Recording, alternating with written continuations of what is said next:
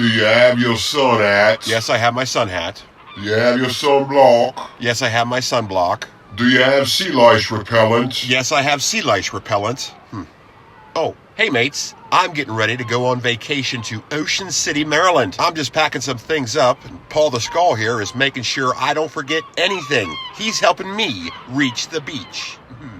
Captain Adam, wait! Don't go! Well, hey, little creep, what's wrong? Listen, you can't go to the beach. I can't. Why? Well, there could be a flesh-eating monster that lives under the sand. A flesh-eating monster? Did you watch Blood Beach again? Yes, and it's not just a movie, it's a cautionary tale. A cautionary tale? He's been doing this lately. He thinks horror movies are documentaries. Don't be silly, little creep. I guess you want me to believe that Hellraiser is warning against the dangers of a Rubik's Cube. Well, now that you mention it, oh my god, it totally is! Now, listen, don't be silly. It's just a movie, and there's no flesh-eating monster under the sand. Yeah, but there totally could be! So I guess you think that every beach has a flesh-eating monster now, Well, how do you know they don't? Well, to be fair, I guess I don't. He has a good point. Yeah, I suppose we'll find out. But everything's gonna be fine. Yeah, sure. You say that now, but you go down there and you come back a plate of hamburger helper. You might even have your genitals ripped off. My genitals ripped off. Just like that one scene in Blood Beach, right? Yes, just like that one scene in Blood Beach. You're in danger. Don't go. Everything's gonna be fine. I'll call you when I get down there, and I'll send you a postcard, and I might even bring you guys a souvenir. The best souvenir we could get is to have you back safely.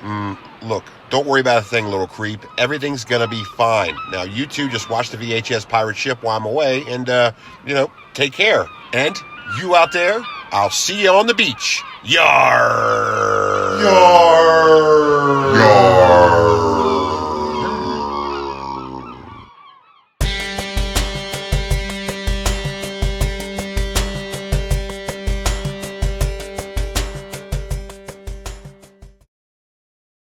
Yes, indeed, mateys, it's that time of year again, and that time is vacation time for Captain Adam. And I am so glad that you've decided to join me on this year's trip to Ocean City, Maryland, which has been a popular vacation spot for me ever since I was a wee swab. And that sentimental and nostalgic love for this place certainly extends into the present. Now, as you may have noticed from the title of this episode, that I've already highlighted Ocean City in last year's vacation special, Captain Adam Goes to Ocean City, which is in the archives, and I encourage you to check that out. And in that episode, I highlight certain things about Ocean City, like the history of Old Pro Golf, the most prominent mini golf courses in Ocean City, and I also talk about Rose's, the seemingly immortal department store. Yes, that place that's endearingly dingy and charming, and for some reason, I'm infatuated with. And I will be discussing more of this magical place in today's adventure. And also in last year's vacation special,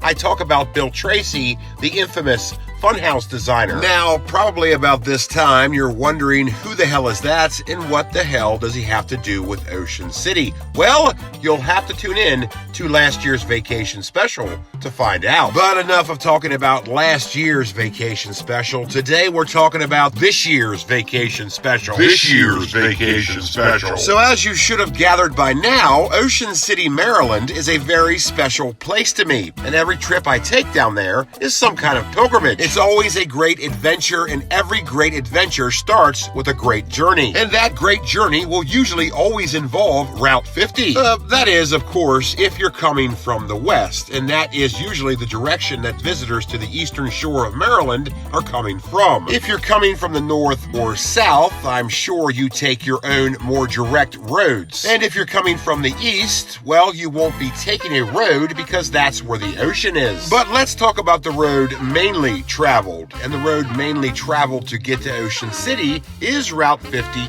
East. Route 50, in and of itself, is a rather interesting road because either direction will take you to some fascinating places. And I'm using fascinating as a truly neutral term because westbound Route 50 will take you to Washington, D.C.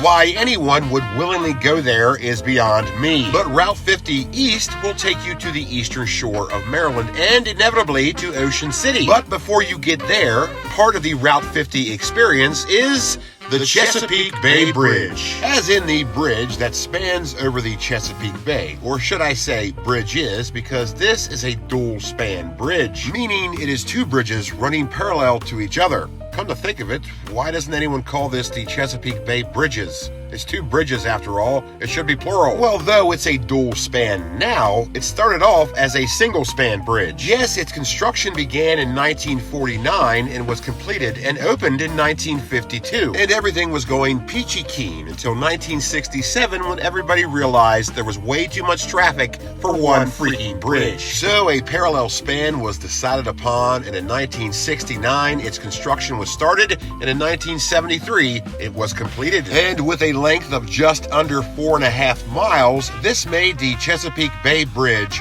one of the world's largest dual-span bridges. And given said length and height, and the fact that this bridge really doesn't have much of a guardrail or shoulders or really any kind of comfort zone, it also made the Chesapeake Bay Bridge one of the world's most terrifying bridges.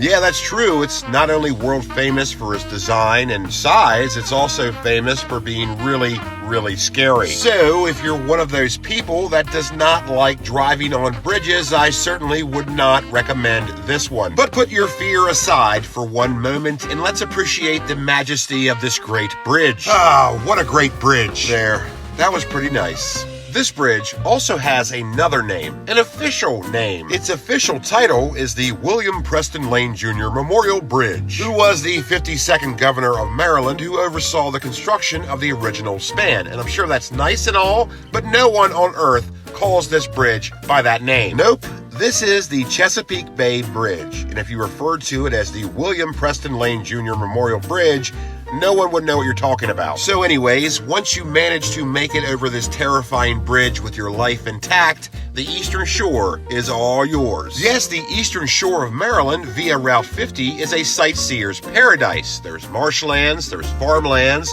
there's tributaries, there's more bays, there's rivers, there's more bridges, there's all kinds of stuff to see. The trip down to Ocean City is certainly not boring, and the excitement seems to build with every mile you go. And you know you're getting very close to Ocean City when Route 50 splits off and gives you the option of either staying on Route 50 or heading on to Ocean City via Route 90, which, as I had talked about in last year's vacation special, is the way I go. I take Route 90 because it takes you right to northern Ocean City, which that's where I stay, but if one were to continue on Route 50, that puts you right in Ocean City's inlet and all of the boardwalk attractions. So which route you take depends on where you're staying and where you want to go in Ocean City. Route 90 is my route of choice, and it's very fascinating to me because it's a nice long stretch of highway that goes through pine forest for some reason. Yeah, you're getting really close to the ocean and suddenly there's woods, so go figure. And eventually those woods clear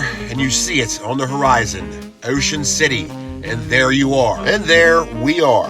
And today, I'm going to take a break from VHS and movies and all kinds of nostalgic stuff and go on vacation to Ocean City, Maryland. So join me for today's adventure, the Captain Adams VHS Pirate Ship Vacation Special. Captain Adam Goes to Ocean City 2!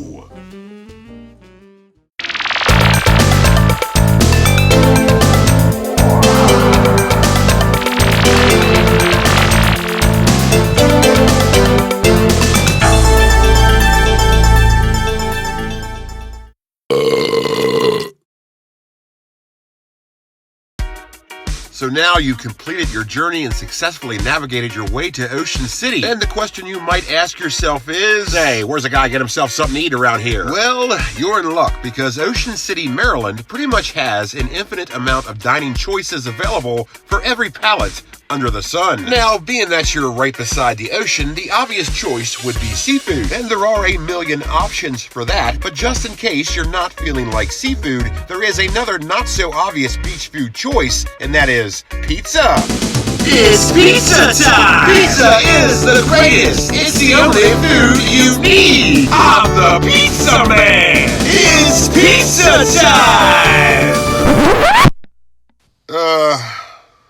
Yes, for For some reason, pizza is associated with Ocean City, but let's be honest, pizza could be associated with anything. And there are plenty of options available in Ocean City for the pizza connoisseur. Which pizza place is the best? Well, that's a matter of opinion, but there are some that are more famous than others. Like Tony's Pizza, which opened in 1962 and is located right on the boardwalk. Man, what a great location. It's no wonder they're world famous, but in my opinion, the pizza is subpar. Yeah, I hate to be a Debbie Downer here, but it's really not all that special. If you've had any pizza at all, you've had Tony's Pizza. Now, I'm not saying it's bad. I mean, it's okay. It's pizza. Even when it's bad, it's good. It's not all that special, and it's certainly not the delicacy all of its press and hype would have you believe. There are many things this place has going for it besides its pizza. The fact that it's family owned and operated and has been for generations. The fact that this place has survived fires and hurricanes and has been rebuilt many times. And its prime location making it one of the only options for pizza on the boardwalk. Pretty easy to make money when you're one of the only names in the game. You don't need a fishing rod when the fish jump right in the boat. This place also boasts a giant pizza chef statue, which is very attention-grabbing and is another addition to the long list of cool things to see in Ocean City. And when you're a kid, this is the kind of stuff you remember. I mean, look at that statue. It's memorable. It's looking down at us like one of those Sphinx statues in the Never-Ending Story, which is a terrifying scene, by the way. In fact, that whole movie is sort of terrifying. Does anybody else get the impression that maybe all of us were too young to see it? But anyways, Tony's Pizza also has rooftop dining, which might be a good gimmick, but perhaps not the best idea. Because I know if I go down in the summertime, I love to eat piping hot pizza right under the hot July sun. What'd you get into down there in Ocean City? Well, I ate pizza and died of exposure. Yes, Tony's Pizza is world famous for everything else but its pizza, in my opinion, and though it may be the king of pizza on the boardwalk, it certainly is not the only name in the game in the entirety of Ocean City. There are other pizza heavy hitters such as Pizza To Go's or Pizza To Go's, however you want to say it, and they opened in 1983 and quickly became the czars of pizza delivery in Ocean City. But perhaps you have an intellectual palate and desire more from your pizza place of choice. Perhaps you require a place to serve you pancakes and pizza, because you know what goes good with pizza.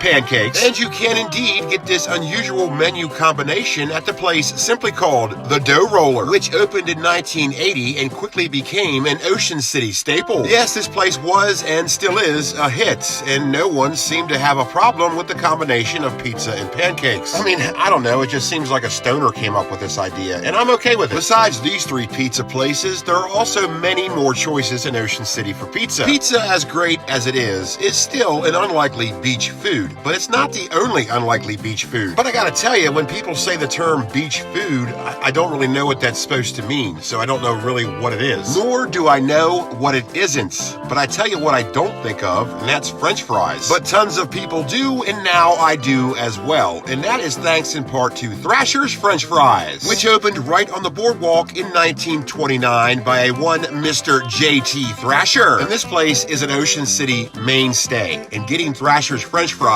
is one of those things you just have to do when you're down there. Even though the concept of French fries as a beach food, whatever the hell that means, is strange, it proved to be a great idea and is a pretty big deal. And pretty much every boardwalk in every beach town has their own French fry joint. And the idea of the boardwalk French fry would eventually become so popular that it would lead to the opening of this nationwide chain of these little mini fast food vendor things that was supposed to mimic the taste of boardwalk fries. And this little chain was simply called, well, Boardwalk Fries. And they would be in shopping mall food courts and gas stations and would be most famous for not tasting anything like what they were supposed to emulate. So, good job. And the idea of the boardwalk French fry is such a big deal that it's even a lyric in the Drifter song Under the Boardwalk. So even though no one really knows what beach food actually is, at least we've established that French fries are part of that list. Thrasher's French Fries are not just famous for their French fries, they're also famous for the fact that they don't have ketchup. Yep, they don't have ketchup. Don't even ask. And I've often thought of opening up a ketchup stand right next to them. 75 cents a squirt. So, by all this talk about food, you might think there's nothing else to do in Ocean City but eat. And you wouldn't be entirely wrong in that assumption, but there are plenty of things to see and do in Ocean City. But everyone knows about putt-putt and go-karts and the rides and the boardwalk and the beach. But how about some sights and going-ons and traditions that you might not be as familiar with? And we'll explore some of those untrodden trails when we come back. Don't touch that dial, mateys. The Captain Adams VHS Pirate Ship Vacation Special will return. Hey there, folks, it's me, Little Vino. And did you fuck your car up again? Maybe it's overheating because you never flushed your radiator. Did you even know you're supposed to do that? Or maybe your transmission's fucked up because you didn't know your car was a stick shift and you drove with it in first gear for 10 goddamn miles. Or maybe you need some body work done because you fucked up your rear end backing out of a parking spot by smashing into some other car because you couldn't see because of all the goddamn stickers on your rear window. Bunch of stickers that say Save the Whales and all these avant-garde speed metal bands that nobody's heard of. Well, it's too bad you don't put as much effort into driving as you do letting the world know how unique and different you are. Well, whatever your stupid ass problem is, your car's fucked up and I'm sure it's your fault. But I ain't here to judge. I'm just here to fix your car and serve you a nice cheesesteak while you wait. So come on down to Little Vino's Automotive Repair and Cheesesteak Emporium. We do all kinds of automotive repair and got lots of cheesesteaks. There's no job too small and no moron too stupid. We got the best cheesesteaks in the country in several locations to serve you better. So come on down, let me fix your fucked up car and eat a nice cheesesteak. Just because you're a fucking moron doesn't mean your taste buds are. Little Vino's Automotive Repair And Cheesesteak Emporium. Attention, attention, stop what you're doing right now. If you've done anything in life, you might have been exposed to metagonic and you may be entitled to compensation. That's right, you, yes you may have been exposed to metagonic. If you have to ask what it is, you've probably been exposed to it. You're sick as shit, and you may be entitled to compensation. If you've done anything in life, you may have been exposed to metagonic. You, yes you watching this, you may have been exposed to metagonic and you may be entitled to compensation. Call the law offices of Dillon and Triceratops today. You may have been exposed to metagonic and you may be entitled to compensation. Call the law offices of Dillon and Triceratops today. That's 1-800-TRICERATOPS. That's 1-800-TRICERATOPS. You may have been exposed to metagonic and Dillon and Triceratops is here to help. Call today. New from Buco Toys, it's Fork Stewards! Now you can control the battle as King Prong defends his kingdom against the evil Spoon Goon. Dinner time's over, your majesty. No chance, Spoon Goon. Then suddenly, Spoon Goon calls in his henchman, Spatula Kong. Ha ha ha! Your time is up, King Prong. Oh no, not Spatula Kong. Ah! No one can match his spatula. King Prong regroups as Spoon Goon retreats to his castle. Sorry, Your Highness. This party's by invite only. That's what you think, Spoon Goon. It's time I crash this party. Ah! We shall meet again, King Prong. You control the battle with Fork Stewards. Fork Stewards. Fork Stewards. King Prong, Spoon Goon, and Spatula Kong, each sold separately. Fork Stewards by Buco Toys. Fork Stewards. We now return to the Captain Adams VHS Pirate Ship Vacation Special. Ahoy there, mateys. Welcome back to the show. You know, this part's a little awkward without Captain Adam. I suppose it's a little awkward with him, too. Anyways, he sent us a postcard, so let's see what it says. Dear little creep, you were right. You were right about everything. There is a monster that lives in the sand. 3 people have been eaten so far. It's total chaos down here. I even saw one guy get his genitals ripped off, and it's coming for mine next. Send help, little creep. Ah! Ha ha ha ha. Just kidding. I'm having a great time. Miss you very much. I wish you were here. Love, Captain Adam. P.S. I got you a coffee mug with boobies on it. See ya. Well, it's good to hear he's having a good time. And also, isn't it nice of him to make fun of my ever-growing list of irrational fears? Ah, what a guy. Well, let's get back to the show, mateys. Yo-ho-ho, back to the show. Yarr. There are many traditions associated with an Ocean City trip. They differ from family to family, but they are fairly common. And some of these traditions, however common they may be, are just plain strange. Yes, when you think about it, some of them are rather strange, such as the tradition of getting a hermit crab. Now, when you go to the beach, you don't think of getting a new pet, but that's precisely what many people do. It's a strange association, and even more strange considering what that pet is. It's a crab. It's a crab. Who thought this would make a good pet? I really don't know. Yeah, who was the first person to sell a hermit crab as a pet? Who was the first person to think they would make a good pet? Well, we don't know. The information just isn't out there. It has been lost to the annals of history. Annals of history. I mean, who would think of these little unassuming crustaceans that look like enemies in Metroid as household pets? But somehow, that's what they've become. And in a big way, too. This is a $1 million industry. And this $1 million market is generally reserved for beachside tourist locations to sell as a gimmick, making the hermit crab less of a pet and more of a novelty. Novelty or not, the hermit crab is still one of the world's most popular pets, and it's been said that it's also one of the world's most abused pets, mainly because they're purchased on a whim, usually as a souvenir, by people who do not know how to take care of them, and they end up dying in a week if they make it home at all. But there are people who know what they're doing and take their hermit crabs very seriously, and if properly cared for, a hermit crab can live up to 10 years. Yes, there seems to be a lot we don't know about these noble and inventive little creatures. They know a lot about us, but we do not know a lot about them.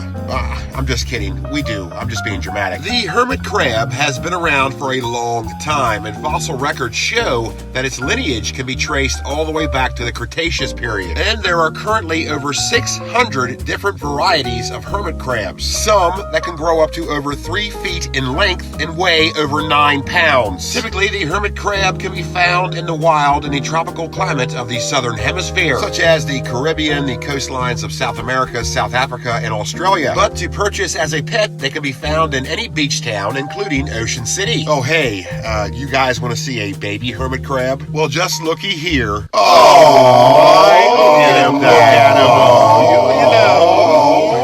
it looks exactly how I thought it would. Yep, it's pretty cute. Getting hermit crabs is a pretty strange beach tradition. But you know what else is? Cowboys. Yeah, yep. Cowboys in the Wild West are part of some families' Ocean City tradition for some reason. And of course, I'm talking about Frontier Town. A massively popular campground resort that opened in 1959 as an amphitheater for live-action Wild West shows. Throughout the 1960s, it began to grow into a campground destination of the Eastern Shore. And as time rolled on, this place just got bigger, and now it's a full-scale camping resort, complete with all the amenities such as restaurants, a water park, mini golf, and camping too. And what's weird is that when it comes to Ocean City trips, there are two types of families. There are families that prefer beachside accommodations, and there are families that prefer camping. And I am certainly not part of the latter. I never understood why anyone would want to go camping around Ocean City. It's a marshland. Why would you go camping in a marshland in the summertime? I don't get it, but I'm sure the mosquitoes appreciate it. And trust me, there are some big ones there. But regardless of my personal opinion, Frontier Town is a very popular Ocean City destination and association, and an Ocean City tradition for many families, even though it's sort of strange. And also, it's important to note that Frontier Town isn't actually located in Ocean City. It's located in Berlin, Maryland, but that's close enough. And it is quite the roadside attraction. You know you're getting very close to Ocean City when you see Frontier Town. It is an exciting sight to see and all part of the Ocean City experience, but I'm still a little unclear about how cowboys and the Wild West have anything to do with Ocean City.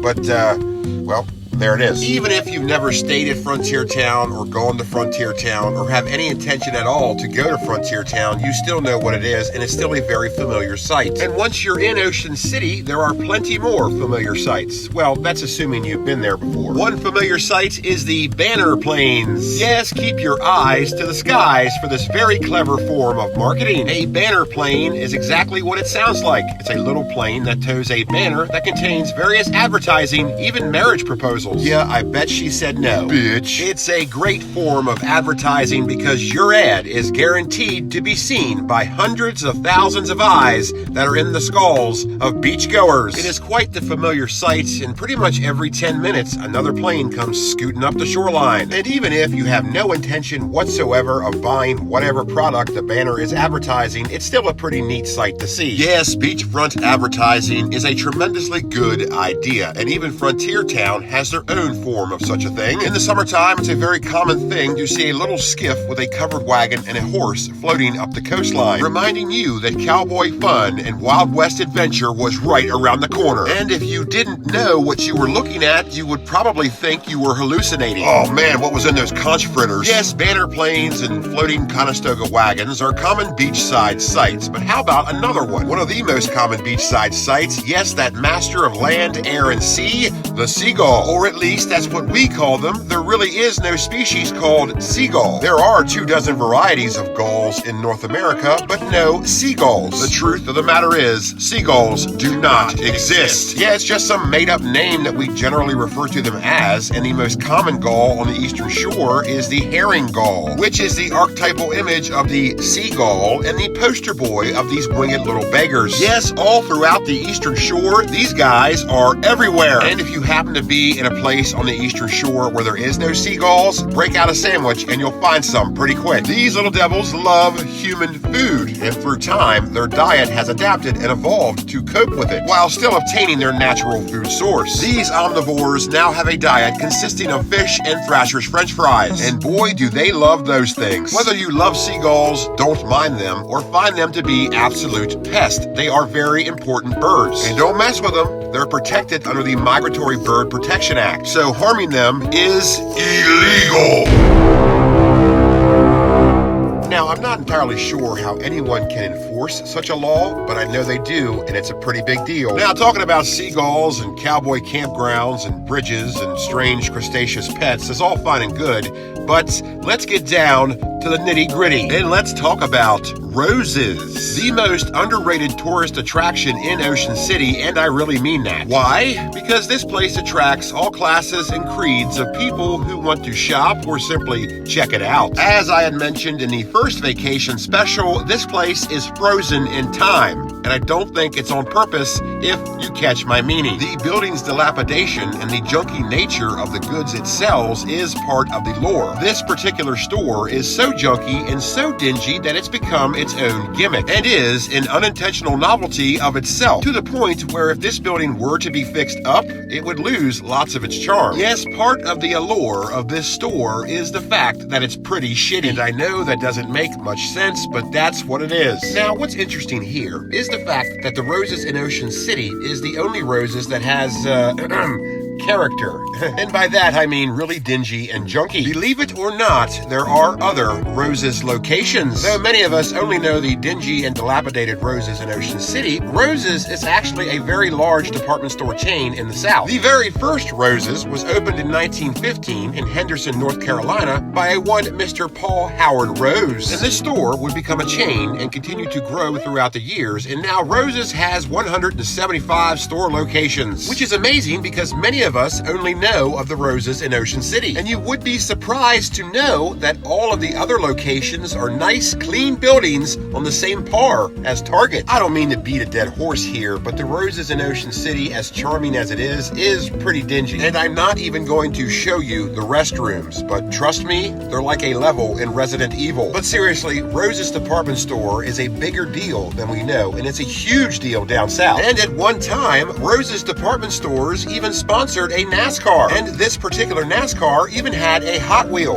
and I had a good buddy who was nice enough to find it for me. Thanks, Joe. Another and the most alluring aspect of the Roses in Ocean City is the fact that it's the cheapest place to shop down there. Yeah, this Roses can be as dingy as it wants to be because it's a cheap place to shop, and Ocean City is not a cheap place. I mean, it's fun and all, but Ocean City is a tourist destination, so of course things are going to be a little bit more expensive than they would be anywhere else. But there's always always good old roses. Well, that's gonna do it for this year's vacation special. I'm gonna go hit the beach, and I'll be back to talking about VHS and movies and all kinds of nostalgic goodies. So be sure to stay tuned and hit subscribe and share this shit. I certainly appreciate all of your support, and we shall meet again on the high seas of VHS collecting. So take care out there, and I'll see you next time, only on Captain Adam's VHS pirate ship.